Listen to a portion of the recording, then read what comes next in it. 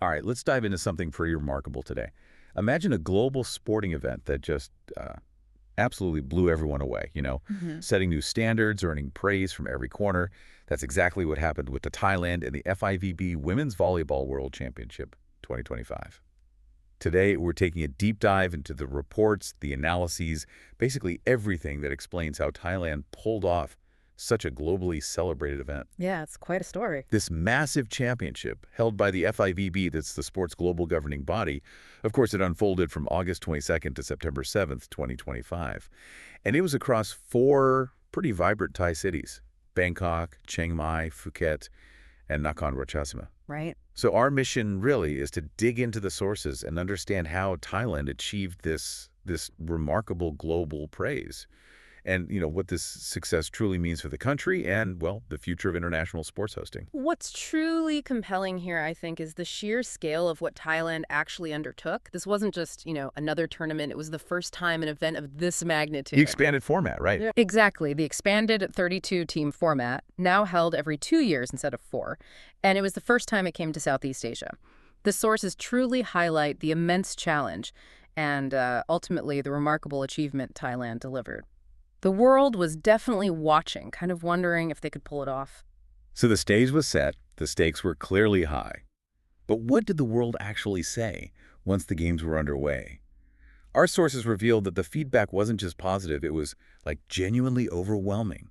It really paints a picture of a championship that exceeded all expectations. Yeah, the reaction was quite something. Fabio Azevedo, the president of Fivb, he didn't really mince words, did he? He declared it the best female world championships ever, and even went so far as to say the best world championship ever organized. Wow, that's high praise. Isn't it? He heralded the new 32-team, every 2 years format as a landmark success, and pretty confidently stated, "We did the right thing for our sport." And the accolades just kept coming. Ugo Valenci, the CEO of Volleyball World, praised the excellent management, the impressive attendance, solidifying Thailand's position as a key market for the sport. That's significant. And even Ramon Suzara, an Fivb vice president, expressed genuine excitement. He was looking forward to Thailand becoming the new home of Asian volleyball. I mean, it sounds like they absolutely crushed it. They absolutely did, and this is where it gets really interesting when you connect it to the bigger picture. The sources reveal a fascinating contrast. You see, while some domestic critiques may be striving for perfection, perhaps pointed to minor details like plain vinyl banners or maybe budget constraints. A local perspective. Right. But international observers were absolutely captivated by something else entirely. They lauded the smooth organization, the professionalism, and the quality of the impressive venues in cities like Chiang Mai. Interesting difference there. It really makes you wonder, doesn't it? What did the global community see that perhaps local expectations, maybe used to a certain standard, might have overlooked? The praise from international bodies highlighted really specific organizational elements, from, seamless operations and professional event setup to high-quality theatrical lighting that really enhanced the spectacle, truly engaging entertainment during breaks, and just clean, modern stadiums. So the fundamentals were spot on. Absolutely. And Thailand even went a step further, implementing a Green Heart event sustainability model. This wasn't just about hosting, it was about showcasing a commitment to eco-friendly global events, incorporating environmental responsibility right into their planning. That's becoming increasingly important. Definitely. And it's a striking difference when you compare this approach to, say, some other hosts. The Philippines, for the Men's World Championship, apparently focused heavily on glitzy launch events and these massive, expensive spectacles. Thailand, by contrast, seemed to prioritize charm and sincerity in their delivery. Charm and sincerity. Yes. And clearly that resonated on a global stage in a way that perhaps even surprised them. It wasn't about being the flashiest necessarily, but the most genuine. And that's a powerful insight into what truly makes an event successful, I think. That's a fantastic point. It sounds like they found a way to be incredibly effective without, necessarily having the deepest pockets. So beyond the technicalities and the operational brilliance, what really captured global attention, and honestly, our curiosity in this deep dive, was something far more intangible: Thailand's legendary hospitality. The sources are absolutely filled with anecdotes that paint a vivid picture for you.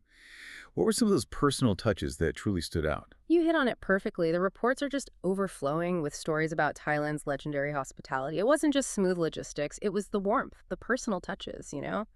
Players weren't just impressed, they felt genuinely cherished. Athletes, for instance, shared countless viral social media posts celebrating Thai warmth and hospitality alongside the excellent organization and attractions they experienced. So they were actively promoting it themselves. Exactly. They absolutely loved the warm reception, the small personal gestures of kindness, and even unique small gifts from supporters. Many players actually said they felt like home and even like superstars, regardless of their team's performance or where they came from. Wow, prepare an extra bag for gifts became a running joke among athletes, right? I think I saw that in the sources. Absolutely. It's a testament to the generosity, isn't it? And it wasn't just generic gifts. Specific items like yadam, those traditional Thai inhalers, became popular sort of soft power items they took home. It demonstrates a really charming cultural exchange. That's brilliant. And this raises an important question. How does this genuine human connection translate into something more than just, well, good vibes? The sources highlight that these priceless promotional value moments from athletes, shared organically on social media, were far more effective than any traditional advertising campaign could ever be. It's a prime example of soft power at work, a nation's ability to influence others through cultural appeal and attraction rather than just force or money. Here, Thailand's culture and goodwill truly elevated its global image in a remarkably authentic way. That makes sense. And we also saw this cultural integration beautifully at the opening ceremony. They blended traditional Thai culture with the spirit of sport, even featuring graceful traditional Thai dances. So it wasn't just about the athletes feeling good. What about the fans who traveled all that way? What kind of experience did they have? Oh, the fan experience was just as impactful and apparently quite unique. International volleyball fans who traveled to Thailand described the atmosphere in the stadiums as completely unmatched. The passion and intensity of Thai supporters left a deep impression. Even for other teams? Yes, that's the amazing part. Fans cheered every team, showcasing incredible sportsmanship and respect, which, let's be honest, you don't always see. What's more, stadiums were often completely full, even when the Thai team wasn't playing. That, to me, demonstrates a genuine love for volleyball itself, not just cheering for the home team. That really says something. And I remember reading about those fan corridors. That's not standard, is it? Definitely not. Yeah. The sources specifically mentioned unique fan corridors, where players could actually meet fans for autographs and gifts, a feature apparently not seen in any other tournament. Imagine being a player and having that direct personal interaction after a tough game. Creates a real connection. Exactly. It creates a memory for life for both sides. They also had interactive areas with multiple volleyball courts set up for public play, even lending out balls thanks to a sponsor, Miyakasa. This truly made it an immersive and highly engaging experience for everyone involved. It fostered a deep connection between the sport, the athletes, and the fans. It really underlines that whole idea of charm and sincerity extending to every single facet of the event. Okay, so we've heard about the accolades, the warmth, the amazing fan experience. But let's be honest, in the world of these huge mega events, the bottom line often matters most. Did all this charm and sincerity translate into tangible economic and reputational gains for Thailand? I imagine you're probably wondering at this point, how did all these positive sentiments translate into, well, hard numbers? That's the critical question, isn't it? And the sources give us some genuinely surprising answers here. This deep dive shows Thailand didn't just host a successful event. They arguably kind of rewrote the playbook for global sports hosting.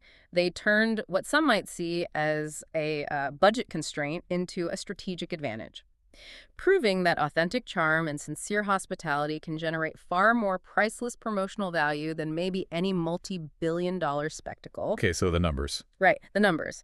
The total economic circulation generated by the event was an impressive 8.435 billion baht, which translates to about US $261 million. Oh, that's a huge number. What did it actually cost them to host? Well, this is what's genuinely surprising when you look at the figures. The cost of hosting was a comparatively modest 1,124 million baht. So you have this huge economic impact relative to the investment. It's quite remarkable.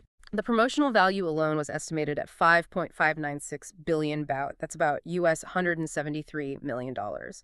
And that's derived from an incredible 1.3 billion live and replay broadcast views and a staggering 99.6 billion media reach impressions across various platforms. That's a massive global footprint they achieved. Incredible reach. And for tourism, that's so crucial for Thailand, obviously. Exactly. Tourist spending, both domestic and international, during the competition was valued at 768.3 million baht, roughly US $23.7 million. We saw particular interest from places like South Korea, Japan, and Malaysia, especially flocking to cities like Nakhon Ratchasima and Phuket. Overall, the event generated an additional 2.07 billion baht, or about US $64 million, in economic value just from local spending. Wow. And Thailand even smartly ran a sport tourism campaign, allowing match tickets to be used for discounts at local attractions, which further boosted local economies and integrated the event really nicely into their broader tourism strategy. Very clever integration. It really was. And what truly stands out here is how effectively Thailand leveraged sports diplomacy. That's essentially using sports to build relationships, enhance a country's image, and foster international goodwill. The sources show that hosting mega events like this isn't just about the sport itself, it's a strategic tool, a tool to enhance a country's reputation, boost diplomatic ties, and drive economic growth. Like we've seen elsewhere. Precisely. We've seen similar impacts with, say, Qatar in the 2022 World Cup or Germany with the 2006 FIFA World Cup.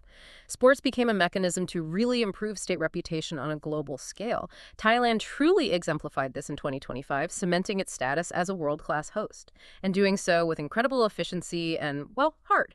This aligns perfectly with their broader Amazing Thailand Brand Tourism and Sports Year 2025 initiative. Makes sense. And the success has been so profound that Thailand is now being hailed as the volleyball capital and even, get this, FIVB's darling of the century. Fivb's darling of the century. That's quite a title to earn. With such an undeniable success, it's clear this isn't just a one-off for Thailand, is it? The Fivb is making some pretty big promises for the future, aren't they? Absolutely. The commitment from Fivb leadership sounds really resounding. Fabio Azevedo boldly pledged, and I'm quoting here, "There will not be a single year that we will not come to Thailand for various events." Every single year. That's the quote. This includes the Volleyball Nations League, youth tournaments, even beach volleyball. Thailand is clearly seen now as the home of volleyball in Asia and a crucial market for the sport's global expansion.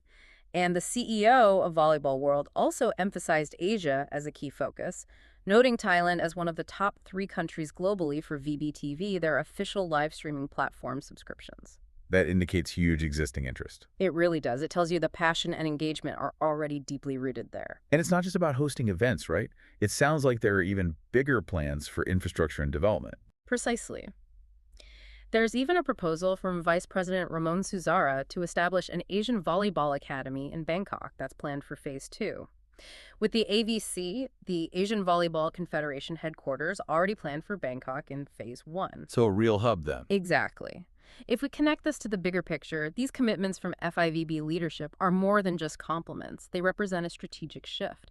They indicate that Thailand isn't just a host anymore, but a central player in the global development of volleyball, particularly in Asia. This really prompts us to consider how the sustained engagement could further transform Thailand's global standing and its whole sports industry. Especially with other programs involved. Right, especially with initiatives like the Volleyball Empowerment Program that supported 19 of the 32 teams in this World Championship, enhancing technical and tactical play, giving more nations opportunities on the world stage. It builds the sport globally, with Thailand at the center in Asia. This success truly positions Thailand to attract other major future events too, maybe MotoGP, the SEA Games, the ASEAN Para Games. It's potentially a complete game changer for them. So you've heard how Thailand's hosting of the Fivb Women's Volleyball World Championship 2025 was this incredible triumph. A triumph of organization, yes, but also of legendary hospitality and immense economic impact. It truly demonstrated the power of what we call sports diplomacy, showcasing how a nation's unique cultural assets can shine on the global stage and maybe redefine what success looks like for these big international events. And this deep dive, it really leaves us with an important question to ponder, I think. In a world often focused on, grand spectacles and massive budgets for international events, what profound lessons does Thailand's charm and sincerity approach offer for other nations, especially developing ones perhaps looking to boost their global reputation and economy through sports? It suggests that maybe, just maybe, the most impactful moments aren't always the most expensive ones. Something to think about.